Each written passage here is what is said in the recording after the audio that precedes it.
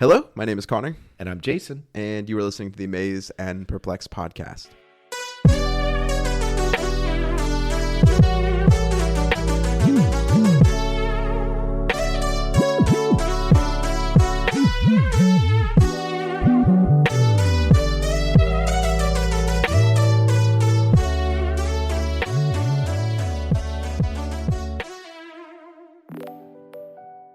Today we're going to be continuing on in our discussions about the life of Elijah. Today's going to be a little bit different, though, because we're just continuing on chronologically in the story of the Bible. So last week we finished chapter 19 in 1 Kings, and so we're going to be jumping into chapter 20 of 1 Kings, where we are not going to really interact directly with Elijah, but a lot of the peripheral characters and the context of what's happening at the time, it helps feed into maybe some conversations we'll have later, and I think in its own right will help maybe uncover some things that will be helpful for us to bring out and discuss. Yeah, so I do think it's interesting. In the very beginning, if you look at the first verse of 1 Kings 20, and as always, I would encourage you to stop the recording, read it, soak it in, ask God to show you whatever you need to see today. And then come back to this, or don't come back to it. Enjoy the scripture. That's our main thing. But as long as you clicked and downloaded first, we got you. It doesn't matter. As long as you give us 5 stars and write a tremendous review about how. Anyway, but what I do find is interesting that very first verse, Ben-Hadad, king of Aram, when we left Elijah, he had 3 primary assignments. It was to go anoint 2 kings. One of them was a king for Aram, which was not Ben-Hadad, and then find Elisha. He finds Elisha, and we see that interaction, and then it kind of just cliffhanger, it's kind of ends there. But then the very next thing, we're finding a king that is not Aram. So we're experiencing this as if we don't know anything that's coming. So it's interesting. We're like, has Elijah already done his job? Is he going to do his job? How's this all going to tie in? So I only bring that up because I think it's really important to think of this with all of our interpretive lenses as the continuity of history. This is their real lives, and so I find that interesting. But basically what happens is Ben-Hadad, king of Aram, for whatever reason, he is coming to intimidate and pressure Ahab. He's bullying him. And first he says, look, I want a certain amount of your stuff, which includes, and I love this line, the best of your wives and children. Wouldn't that be terrible? It's like, hey, a king came in. Where are your brothers and sisters? Well, they were the best, apparently. But anyway. I mean, it would be very interesting to see how quickly you got that list together. Yeah, exactly. You have it locked and loaded? He's like, I've never really liked you, Billy. He kind of seems like the kind of guy that might have it locked and loaded. I'm not going to lie. Ahab and Jezebel, at birth, she's like, I don't like that one. But anyway. So then he agrees to it. King Ahab agrees to it. And then Ben-Hadad comes back and asks for everything, basically. And so King Ahab seeks some counsel, and he's like, look. And so they're like, no, you can't do it. And he's like, well, I'm going to kill you. And so God actually sends Ahab a prophet, but it's an unnamed prophet. And from the context, it doesn't seem like that is Elijah. And he says, look, you're going to win, but you have to send out your junior officers, which I find is interesting. And I wonder how offended their upper officers were, their leading officers. But they did, and they won in the mountains. And so excuse me, Ben-Hadad escapes with a section of his army, and his advisors say, look, their God is obviously a God of the mountains. Let's fight him on the plains. And they go to next spring, and they re-recruit an army,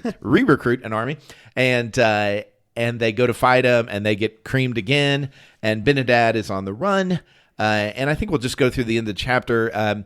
And so they allow him to, Ahab decides, he's on the run, but then when they discover him, Ahab decides to let him live. They actually make a treaty.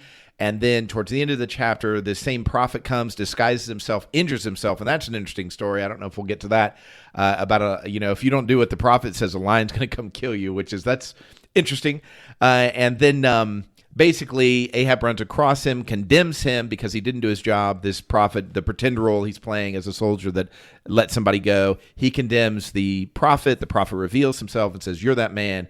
You are in big trouble. And basically, there's other things that I love the phrase, and it'll come up in the next chapter, the last verse. Sullen and angry, the king of Israel went to his palace in Samaria. So basically the king says, you've set free a man I determined should die. Therefore, it's your life for his life, your people for his people. Sullen and angry, the king went home. And then we'll pick up with Elijah mid 21. But that all being said, Connor, what of all of that, and lots of stuff there, but what of all of that, what's something that stands out to you? Yeah, so I think, man, there's so much there. And it's so, even though I kind of made light of it while you were, I made a joke while you were talking about a very serious issue about the spoils of war and how women and children are viewed as property. And I made a dumb joke, but even just recognizing about how much this is and how it's just a kind of, quick summarization. It's just a quick summarizing for us. It's just a quick breeze through. And it would be really easy when we view scripture like that it's really easy when we view scripture as this quick, easy breezy sort of like, let's just get through history text, that it's easy to put things in neat little boxes. And I think one of the things that is just such I think one of the things that really is forcing me to stop and slow down and realize I can't fit this into a box. This defies my ability, my box making ability, is the fact that God is directly working with a prophet to help Ahab and to help him succeed and to help him thrive. And just the contrast and the contradiction of all that has happened up to this point, all the things we've discussed, and yet God is still invested and God is still working in this small little thing. And so, yeah, that is just so my sensibilities when I read these scriptures and I read about these, and we'll continue, like you said, to the end of the chapter, Ahab just not being a good king, not being a good guy, completely messing up, is that, okay, God must have written him off and God must be doing, moved on to subsection B of the plan and however it works in God's marvelous incorporeal mind, or however, I don't know, that's a bad road to go down. Anyways, it's just, I think for me, it's just astounding. And there's nowhere neat to place the fact that God, the Lord, is wanting to partner with Ahab here. Yeah, I think it's stunning. I really appreciate just that, drawing us back to, I think we look at people, and maybe even you're listening to this and you're thinking, yeah, I think people in the 1950s were idiots, but I do think we look back and be like, oh, they were so uncivilized and they were so, out of touch. I was recently watching an episode of The Chosen, and I haven't seen that many, but it did strike me, these guys were working in the fabric of their reality. Their culture was quite different, so their thinking was different, but they're the same as me. They're taking what they know. They're doing the best they can with it. Sometimes they're really cutting corners. Sometimes they're doing evil things.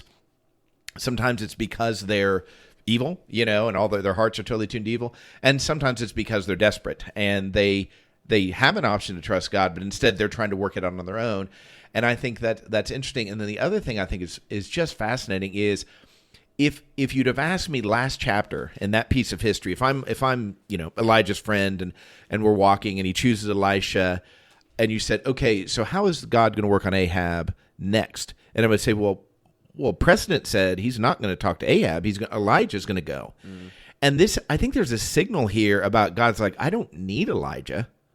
I don't need anybody. I'm the Almighty God. I'm living and active. I don't need somebody to interpret the times for me or tell me, hey, God, you're really old. Let's introduce you to this new culture. He's like, no, I can do whatever I want. I wanted to work through Elijah. I wanted to work through these people and soon to be Elisha and this kind of thing. And also, I have access to Ahab. Yeah. I can create situations. I can get to anybody. Because a lot of times we're like, well, the government's bad. I'm like, God's like, yeah, the whole world's bad. The whole world's fallen. There's weeds everywhere. Mm-hmm. But that doesn't stop me. And so then I'm like, where are you at work right now in wherever? And I remember this came up when we were talking about Obadiah. It's like, how is he the second in command and a man of God? No, and why did God not choose Obadiah but Elijah? And it's because that's what God wanted. Well, I think for me, this is directly there was a thing when I first became a Christian, and I for the first few times would feel just like I was caught up in a move of God that I was really, for the first time in my life, acting in concert with his will. And I was a part of something big. I'm a part of this kingdom movement. And you begin, at least this is how, and again, I still struggle with this 10 years later. So it ebbs and flows. But for me, it was really prevalent when I was a baby Christian, was I felt like as God did amazing things for me, because it was the first time I was ever really recognizing that God was doing amazing things for me. I began to take on the idea of being the main character, so to speak. And then almost would become intimidated when there was evidence that somebody else's life that God was using their life, which is such a silly thing to think, but yet it was something that clearly popped up in my life, and still sometimes I will do that and have to really check myself with whether it be jealousy or whether it be cynicism for somebody else who loves God and is following Jesus, because when we are acting in concert with God's will, when we feel so close to Him and we feel like God has given me a task, it's so massive and big that if somebody who is not on the inside with you as immediate part of the plan of what God is doing also has their own thing, you go, but really as strongly as God is, you know what I'm saying? Oh yeah. It's always that thing that we feel like it's, what do they call it, binary, where it's like you're either right or you're wrong. So if you have a different point of view than me, then that means I'm right or you're right. Mm-hmm. Well, then all of a sudden, if I'm not really disciplined and resting in God, we become enemies by those terms, you know. And I think this is the interesting thing is it's fascinating too. It's like, how aware is Elijah? Like there's this company of prophets. Now we really don't meet them as a group for another chapter, but it is that dynamic is like, is Elijah even aware of what's going on? I mean, obviously if there's a big war, you think he's catching something, but it is that dynamic that is fascinating, and God is not powerless, you know? And I do think him coming to Ahab, does it shock Ahab? Like, and now it's through another prophet, but does it shock Ahab where it's not a threat? Because the only interactions we know of is Elijah comes to him, hey, it's not going to rain. And I'm sure Ahab's like, whatever, you know. And I remember in that episode, you're like, at what point did they think, you know what I mean? And so it's one of those things. This is a very positive for you kind of message, and kudos to Ahab. You know, he has this. It's like all of us. We think, well, that person's a bad person, this person's a good person. No, there are aspects of them that are devoted to God, and there's aspects that aren't. And you know, if a person is for God, God's working on healing that and redeeming that. But even with the person that's hardened against him, don't be shocked when you notice God or them responding to God. The other piece is, in very practical application, I have an idea for the kingdom. Let's say we go to church together, and I'm like, yeah, we're going to do outreach like this. You show up and you're talking to people, hey, we're going to do outreach like this. And I'm like, oh, those aren't compatible. Like you're totally different, you know? And so I think that's how the devil sows an enormous amount of discord between people, is that idea. It's not because I'm for God and you're not. It's that I'm for God and I have this picture. You're for God? Well, then why do you have this picture? So you must not be from God. And all of a sudden, instead of God doing two amazing things of outreach through this group, or maybe even blending those things in unexpected ways, we functionally yield that space to the devil and like, hey, you take this. I was listening to this podcast recently, and it was a guy who's a former pastor at a mega church, 3,000 or so people. And he was talking about how there was a big chunk of their church, and he's no longer pastor, but there was a big chunk of their church that really got into contemplative prayer, and really kind of like onto that more of that side of spirituality. And they had it was just basically these like small groups popped up, and they had like no resources. They didn't have anybody that had, you know, was like leading it or training it. And so they had like a big meeting, like, what do we do about this? Like, where do we go? Like, all these people are going to, like, these contemplative people are going to other churches. Like, how do we, like, who do we hire? Where do we throw our money at it? And the pastor, he was like, in his mind, he was like, yeah, what do we need to do? And some random elder was like, why do they need to do that here? Like, why does that, if God is doing something in this other church, then why do we suddenly need to be the hub for that here? And of course, like, everyone there was like, what a dummy and what an idiot. But I think you can see it in the corporate setting of how people do church, and you can see it certainly in the personal setting, in our own personal settings. It's almost that feeling like you fall in, like, your first love ever, the first time you fall in love. There's like I know there's love stories and I know everybody's gotten married, but nobody's really had it like me. Nobody's loved like us. This is special and this is different. And there's a beauty. I think there is something special and unique about all of our relationships with God, all of our individual and all of our communal relationships with God. But also there's something beautiful about when that idea is broken, that like your love and the way you interact with God doesn't have to be I think there is something beautiful when that first time that you fall in love with somebody, you recognize, oh, my love doesn't have to live up to a once in a lifetime romance. It can be good, steady, faithful. And that's thousands, millions of people have done that before. And that's what I should aspire to. In fact, the massive, incredible romance that is up and down. That's exhausting. Nobody actually really wants that in deep pits of their soul. And I think for me, it maybe that feeling, it's not a one-to-one connection with what I sometimes have felt towards God, but recognizing, hey, my relationship with God is special. It is unique. But it's also the kind of relationship that God has had with millions of people and that he's currently having. And when I was younger, that filled me maybe with jealousy or cynicism. But now I go, man, there's so many people that I get to rely on, get to look to, get to be helped upon it. And it's just a helpful perspective shift. I think that's so good. You know, I had a lot of judgment for my grandma because, you know, she was just very at her funeral. I said to sum up my grandma in one word, the word is persnickety. And that really, God just gave me that word. I hadn't planned that beforehand, but it's that idea. She was kind of testy and had an edge to her, and it could become bitter and this kind of thing. But then I thought, man, she was a kid in the teens, 20s, you know, and she had 12 siblings, lived through the Depression. I'm like, yeah, she probably had a right to be a little bit cross with others, you know. And she was the middle child of 13. So it's like worse on worse on worse, you know. And I think that is the dynamic of what is a good Christian and who is really with God and all these kind of things. In this season, in this experience, Ahab was really with God. Mm-hmm. Now, he manages to blow it, you know. But for about a year's time here, at least depending on how you count these springs, you know, it seems like he's really in you know, in alignment with what God, he sent out the junior officials. And I don't know how much a big deal to make on that, but I do know when I was in the Army, if they would have said, all right, all the officers, you go to the back, and we're going to bring up the, not even the sergeant majors, we want our E5s, just our sergeants, you know, to come out and lead this thing.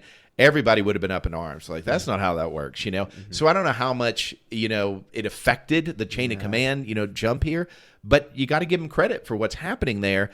And in that space, even if his track record was terrible before and after, in that space, that was a work of God. And so it really, I want this to speak to my heart. Pause, because I've had people come up to me. There was this one guy, he would always come up to me and had the greatest idea. But he was so petty on other things that I honestly never listened to his idea. That's just truth. And I'm like, man, I wonder if I should have been listening. Like he's gone to be with God, you know, a few years ago. But it's like, wow, that's a really good message to me, because him not being, in my mind, a mature Christian doesn't mean God wasn't speaking through him sometimes.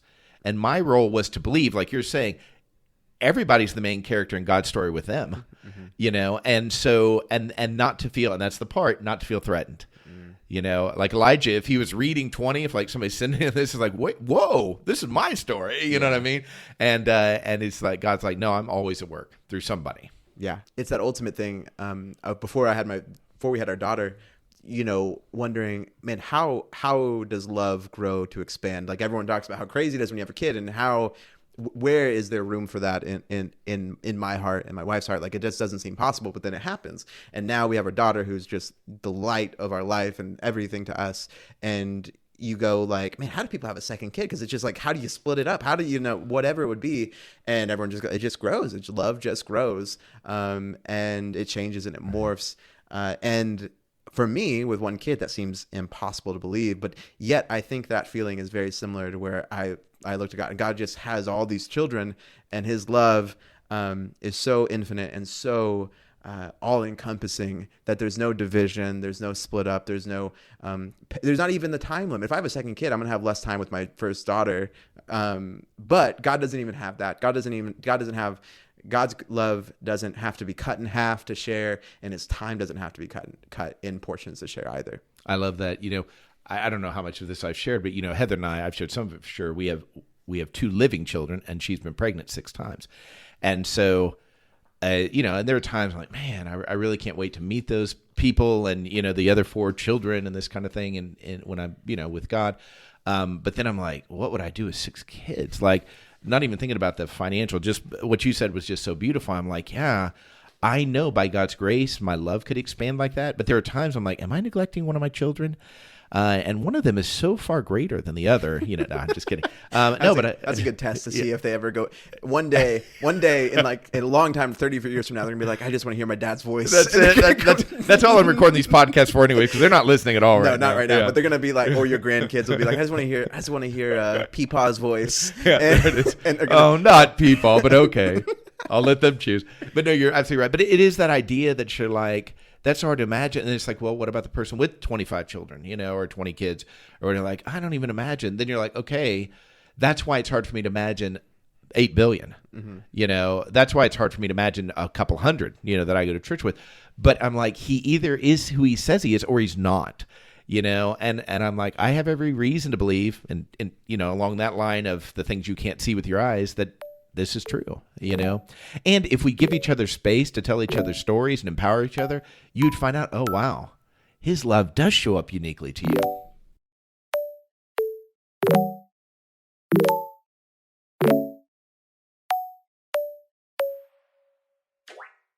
So what's something that stuck out to you? Oh, yeah, everything sticks out to me. I will say this. I'm reverse engineering in my mind verse 23, where, they get shellacked, and in verse 23, the officials of the king of Aram advised him, their gods are gods of the hills. That is why they were too strong. But if we fight them on the plain, surely we'll be stronger than they. And I'm like, they're dumb. They're so dumb. And then I'm like, okay, Jason, how are you like them? And I'm like, I do that. I'm like, God was strong enough to raise money for this mission trip. I lived on support for 10 years, and God always came through. But I don't know if I'll be able to pay this next bill, or God's the God of raising money for mission stuff, but he's not the God of helping my kids in this new challenge, or my marriage is struggling. And I'm like, I think I do this too. That when you ask me, do you believe in God? I will think of, per my example, so I think, yes, I believe in God. Which parts of God do you believe? Well, now and of course there's billions, but that idea of, oh, I believe in the God that can raise money for mission work, because I've experienced that over and over and over again. Do I believe that he's the God that can help me overcome habitual sin? Do I believe he's the God that can help me do whatever it is that is challenging? Because I think we do what they did is, because there's precedent, then I can trust him with this. And that's the interesting thing. I do think we've said this so many times about how God works uniquely in every situation. There's no two miracles that are exactly the same. And I think that's part of it is because he knows our temptation to believe in the sight. Oh, I know he can do that because he's done it before. And then not to trust him with the things that we haven't experienced yet. Yeah. And that's what he's calling us to. Can you believe I'm also the God of the plains, whatever the plains are? No, that is really good. And it's so, and again, it gets back to like thinking we're better than these people, because you're like, oh, silly. Like you think there's a God of the plains and the hills and thunder and light, you think, but we do the exact same thing. And one, that's kind of depressing to be like, man, like we're, like when I sinfully look down upon these people for believing in, the God of the hills and the God of the plains, I was like, oh my gosh, if I was to be honest with myself, I have broken up the powers that be, the spiritual, divine authority that God has into these little bits and pieces. But yet, like, I think this also helps, it helps frame for me, one, how radical and how different Yahweh is to the time and place that we are specifically speaking to, and also to, I think, our day and age, because monotheism has become very ubiquitous, in our modern world. But one of the things that I think polytheistic people maybe had a hand in was they believed that all of these things had spiritual powers behind them. They believed all these different aspects of the world of reality had some sort of spiritual being behind them. And so they, for them, it'd be radical to be like under one God, all the power comes. That's crazy. Yes. But there's an ability for them to see, oh my goodness, like if the person who was polytheistic could then believe in Yahweh, like they would not have as much they would not struggle as much with believing that Yahweh was in everything that he is actually in. And I think for today we have the opposite problem. And I think that's just helpful framing for me when I think about, one, giving grace to people in these stories, but two, just thinking about how these stories and how these things impact us today. Yeah, I think that is a brilliant observation. I could go a long way in that. But it is fascinating. And I wonder even, I've always been a little bit perplexed by that dynamic of I've always been perplexed over that dynamic of the names of God, and how certain groups or certain people really seem to lean into one name or the other. But I think it's an example of that. It's just this reminder. So I've got to make sure, yes, he's the all-seeing God, but he's also the God of the detail. He's God of the not so coincidental, chain of events. He's the God of all these things because he is, But I love that picture. If we had to name everything about God, I think it would help us to believe more, So that's fascinating. So I just think one thing before we wrap up here that's kind of, and again, there's so much here, and we could have broken this up every 5 verses and done a full year on it. Right. But that just sounds so specifically nerdy to be like, because it's already bad enough when you tell people you have a Bible podcast, but yeah, we spent the past 2 years in First Kings. That just sounds so, if you're not a high powered academic, that just sounds so pretentious and so out of our depth. But anyways, just the patterns that keep repeating here. And you see Ahab with this prophet and him getting fooled and being, shown as a hypocrite, and you parallel that with David and his encounters with encounters with God's prophets. And I think it's for me, it's always important to, and I think there's probably a dozen more examples of the rhythm of Scripture that we could pull out here, but just that one specifically, it's so blatant and so obvious. It's so blatant and so obvious, and I think it's just important to pull out and to just remind ourselves, one, how big of a theme this is, but two, also just as a side part, God was really right when he didn't want to give his people kings, because it's just they just keep making the same mistakes over and over again, and it's just such a mess. Yeah, as humanity, I'm like, why would you do this? He's like, I didn't do this. I didn't want you to have a king in the first place. I do think it's a fascinating dynamic. When the criminal on the cross comes up, and it's like, how do we, depending on how you see baptism, it's like, well, he wasn't baptized, so that means baptism is necessary. Then all these examples in Acts include baptism, and you're like, well, it wasn't necessary. Why are they emphasizing it? But I've come to just the general thought, and it's not very novel. It's like he's saved, no matter who we're talking about. He's saved because God said he was saved, Mm-hmm. And I think it's interesting. Can you imagine if a man of God comes up to you and says, hey, I need you to cut me with your weapon? And you're like, I ain't cutting you. And then he's like, yeah, you're going to get killed by a lion. And you're like, really? like I thought I was doing the right thing here. And then you have the flip side where Jesus is like, yeah, bring your swords. And then Peter cuts off the ear, and he's like, don't be cutting people. So it's like, this is the fallacy of trying to figure out there is a rhythm in terms of how God works with humans, but there's not a term of this is your methodology. And I think we always need to really have open hands with our methodologies. I just cannot even begin to imagine a situation comes up and like, hey, Connor, before we do this podcast, I brought a knife. Can you stab me? And he's like, okay, And yet I've got to be open to that kind of craziness. And that's a real challenge for us because we have equated wisdom with not looking silly. Yeah. And this is really silly, and there's no sense that God's batting an eye. It's like, that's exactly what I asked for. Yeah, I so appreciate everything you had to say here. And again, just want to reiterate, this was not an exhaustive coverage of 1 Kings chapter 20, but I really am blessed because again, I had kind of thought we might skip over this, but just there's so much here and so much good things. And honestly, I think I'm excited because I'm sure I'll come back in 10 to 15 years and there's be so many new different things to see here. But yeah, one, appreciate you listening to this. If you are listening to 1 Kings chapter 20, a podcast on 1 Kings chapter 20, then you get a special Christian badge for the week. You get a special accommodation. You get to lord it over people, and then a prophet will come, and it's a whole thing. It's a whole thing, actually. Sorry we put this burden upon you for listening to our podcast, but one, we appreciate it, and two, we just encourage you to follow along with us. Next week we'll be jumping into chapter 21. As always, if you have any thoughts, questions, concerns, or prayer requests, or just cool things you want to tell us about something God has shown you or done through you, revolving around these scriptures or really anything, we'd love to hear those. Grace, peace, and love.